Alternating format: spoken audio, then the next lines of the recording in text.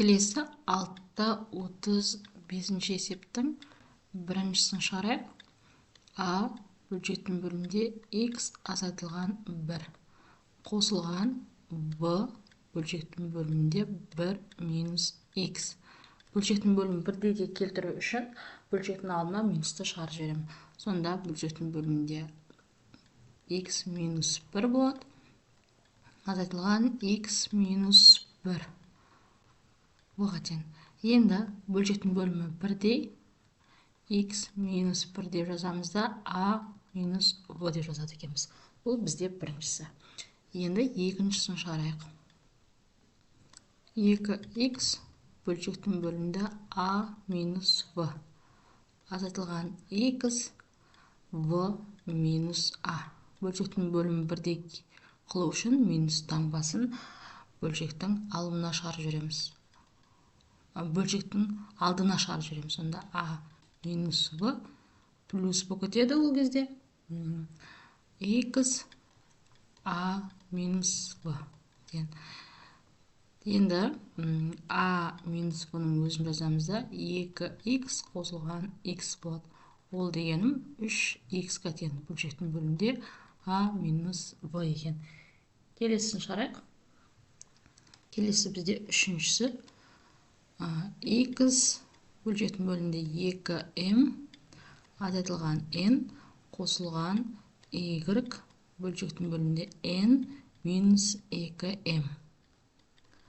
X бөлшектің бөлімінде 2m азайтылған n таңбасын алдына шығарып жіберетін болсақ минус болады. Y деп жазамын алдына. Бөлшектің бөлімінде 2m минус m болады. Тең.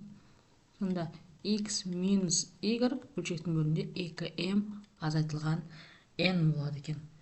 Келесі төртіншісін шығарайық. Ол дегенім 5v-ның квадраты бөлшектің бөлімінде x минус 2 азайтылған 2v-ның квадраты бөлшектің бөлімінде 2 азайтылған x. 5v-ның квадраты деп жазып қоямыз. Бөлшектің бөлімінде x минус 2 болсын. Плюс болады да x минус 2. 2v-ның квадраты. Бөлшектің бөлімінде бізде x минус 2 алымда 5v-ның квадраты қосылған 2v-ның квадраты. Тең. Бұл жерде v квадратты жақшаның сыртына шығарып жазсақ та болады.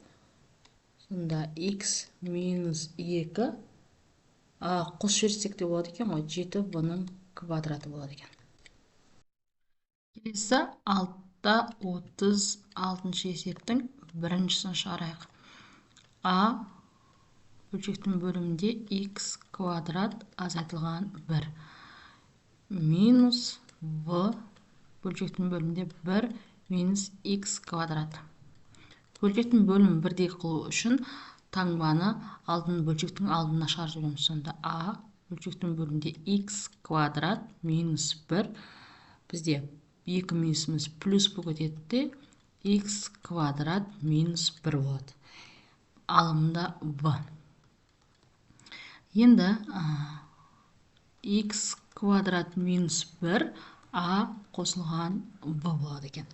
Келесі екіншісін шығарайық. S қосылған d бөлшектің бөлімінде s квадрат азайтылған v квадрат. Қосылған s минус d бөлшектің бөлімінде v квадрат азайтылған s квадрат. Тең. Минусты бөлшектің алдына шығарып жібереміз. Сонда s қосылған d бөлшектің бөлімінде s квадрат азайтылған v квадрат болады. Азайтылған s квадрат азайтылған v квадрат. s азайтылған d. Тең. Бөлшектің бөлімі бірдей жазып қоямыз. s квадрат минус v квадрат. Ал алымында бізде с қосылған d минус с плюс d болады. минуспен ашып алдық. Сонда ұқсас мүшелерді біріктіретін болсақ, жойылып кетеді де 2d бөлшектің бөлімінде с квадрат азайтылған b квадрат болады екен. Келесі үшіншісін шығарайық. А бөлшектің бөлімінде x минус y азайтылған v y минус x қосылған с бөлшектің бөлімінде x минус y. Бөлшектің бөлімін бірдей келтіреміз. Сонда бізде x минус y-ге келтірген тиімді болады. Сондықтан да алдына минус тағманы шығарып жіберемін. Сонда а бөлшектің бөлімінде x минус y болады. 2 минус плюс болып кетеді де v болады. x минус y қосылған с x минус y. Енді бөлшектің бөлімі бірдей болғандықтан бір қылып жаза аламын. Сонда а қосылған в қосылған с болады екен. Келесі төртіншісін шығарайық. X қосылған 1 бөлшектің бөлімінде а минус в азайтылған x қосылған 2 бөлшектің бөлімінде v минус а азайтылған x минус 1 бөлшектің бөлімінде а минус v. Бөлшектің бөлімін а минус v-ға келтірейік. Сонда а минус v-ның өзін жазам. X қосылған 1 плюс болып кетеді а минус v. X қосылған 2 минус а x минус 1 бөлшектің бөлімінде а минус v. Енді бөлшектің бөлімі бірдей. Бір қылып жазсам болады. Сонда а минус v. Алдында x қосылған 1 қосылған x қосылған 2 азайтылған x плюс 1. X-тарды қосатын болсақ, мына екеуі жойылып кетеді екен бізде. Онда x-тің өзі ғана қалады. x 3 4 қосылған 4 бөлшектің бөлімінде а минус v-ға тең екен. Келесі 6-37 есептің бірінші есебін шығарайық. 1 бөлінген 4x қосылған 1 бөлінген 2y. Бөлшектің бөліміне бірдей санға келеміз, яғни ортақ бөлім береміз. 2-ден беремін, және жоқ бізде x. y-ден береміз. Сонда бөлшектің бөлімі 4x y болады. Сонда y қосылған 2x кетен болады екен. Келесі екіншісін шығарайық. 5 бөлшектің бөлімінде 3a азайтылған 2 9v. 9 болу үшін 3-ден беремін. Бізде а бар, в жоқ. Мына жақта а жоқ. Сонда бөлшектің бөлімі 9a v-ға тең. Енді 15 болады, көбейтетін болсақ v болады. Азайтылған 2a-ға тең екен. Келесі үшіншісін шығарайық. А бөлшектің бөлімінде 6m қосылған v бөлшектің бөлімінде 8n. Ортақ бөлім екеуіне 24 санын жазсақ болады. 3-ден болады және n жоқ. 24 болу үшін 4-ден болады, n жоқ. Бөлшектің бөлімі сонда 24m n-ге тең. Ал көбейтетін болсақ 4an қосылған 3mv. Немесе v-ны бірінші жазуымызға болады. Келесі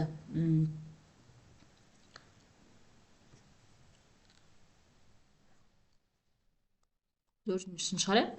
X бөлшектің бөлімінде 12a азайтылған y бөлшектің бөлімінде 18v. Ортақ бөлім 36 санынан болады. Бізде 2a-дан берем және 3v-дан береміз. Бөлшектің бөлімінде 36a v болады. Көбейтетін болса 3xv азайтылған 2ay болады екен. Сонымен есебіміз аяқталады. Келесі 6-38 есептің біріншісін шығарайық. X бөлшектің бөлімінде AV қосылған X бөлшектің бөлімінде AC. бөлшектің бөлімін А, В, С-ға келтірейік. Ол үшін бізде В жоқ мына жақта С жоқ. Ортақ бөлім бердік. Енді бөлімде А, В, С деп жазсақ болады. Сонда X, S деп жазайық, қосылған X, В-ға тең екен. Немесе осы жерден X-ті шақшаның сыртына шығарып жіберсек те болады. Сонда X, S қосылған V бөлшектің бөлімінде А, В, С-ға тең болады екен. Келесі екіншісін шығарайық. А бөлшектің бөлімінде X, Y азайтылған В бөлшектің бөлімінде X, Z. Так, Z жоқ, Y жоқ. Бөлшектің бөліміне ортақ бөлім бердік, ол бізде X, Z, Y болып тұр. Сонда А, Z азайтылған В, Y болады екен. Келесі үшіншісін шығарайық. Үшіншісінде 2M бөлшектің бөлімінде AX қосылған 3N бөлшектің бөлімінде VX. Так, А жоқ, мына жақта В жоқ. Онда ортақ бөлім болып бізде AVX болады екен. Енді көбейтейік. 2MV қосылған 3AN болады екен. Келесі төртіншісін шығарайық. 5A бөлшектің бөлімінде MN азайтылған 3V бөлшектің бөлімінде MV. Жоқ, N жоқ. Мына жерде P жоқ. Бөлшектің бөлімінде MNP болады екен. Ал 5AP азайтылған 3VN-ге тең. Мен есебіміз аяқталады. Келесі 6-та 39-шы есептің біріншісін шығарайық. 2x минус 3y бөлшектің бөлімінде x қосылған 4x-ның квадраты минус 5y-ның квадраты бөлшектің бөлімінде x, y. Ортақ бөлім береміз. x, y-тен y жоқ, y-ті береміз. Бөлшектің бөлімінде сонда x, y болады. 2x, y азайтылған 3y-тің квадраты қосылған 4x квадрат минус 5y-тің квадраты. Тен ұқсас мүшелерді біріктіреміз. Бізде ұқсас мүше 3y-тің квадраты мен 5y-тің квадраты. Тең деп жалғастырам. 2x y-тің өзін жаз қоямыз. Минус 8y-тің квадраты болады. Қосылған 4x-тің квадраты. Бөлшектің бөлімінде x, y пен есебіміз аяқталады. Келесі екінші есебін шығарайық. 5a-ның квадраты минус v-ның квадраты. Бөлшектің бөлімінде AV.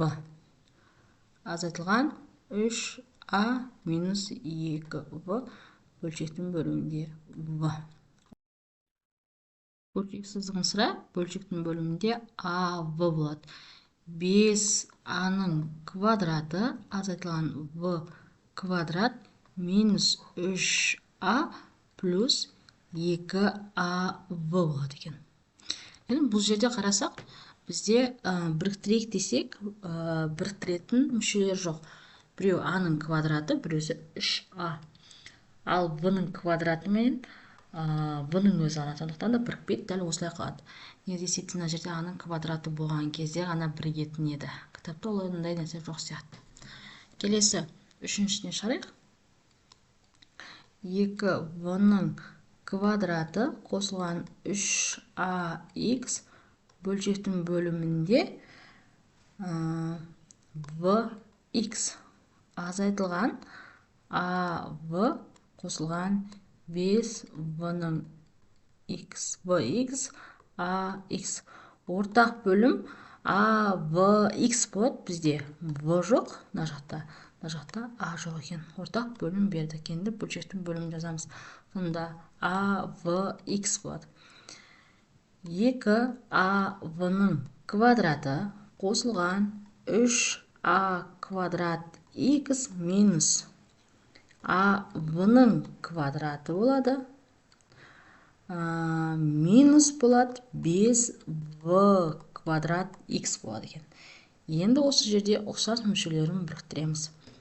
Біріктіретін кезде, ұқсас мүшелер бізде a квадрат vx. Былай екен, екеуін азайтамыз. Сонда a v-ның өзі ғана қалады. Қосылған 3a квадрат x минус 5v квадрат x бөлшектің бөлімінде a v x ғана қалады. Енді алдыңғы есебіңізде, егер сіздерде a квадраттан жерде квадрат болатын болса, қосып жібересіздер. Егер жоқ болатын болса, дәл осылай жазасыздар. Менің кітабымда квадрат болмағандықтан мен дәл осылай шығардым. Келесі есепті шығарайық. Ол бізде төртінші есебіміз. m 3p квадрат қосылған 5mn.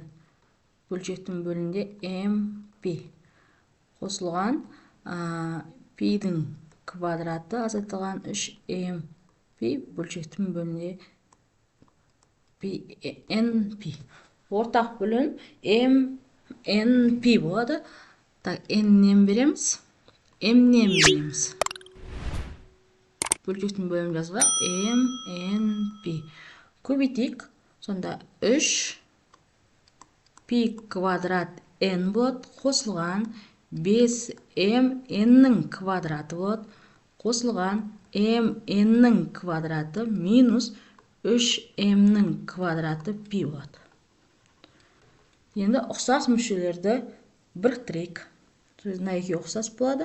Сонда 3p квадрат n қосылған 6mn-ның квадраты минус 3m-ның квадраты p бөлшектің бөлімінде mnp болады екен.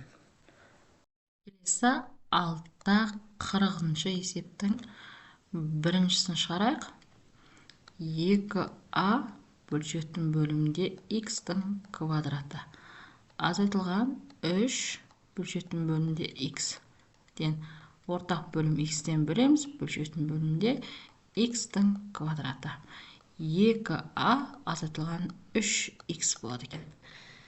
Келесі екіншісі 5x бөлшектің бөлімінде a квадрат минус 2y бөлшектің бөлімінде a-ның үшінші дәрежесі.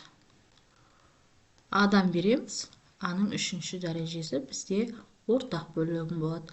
Сонда 5ax минус 2y болады екен. Келесі үшіншісін шығарайық. 1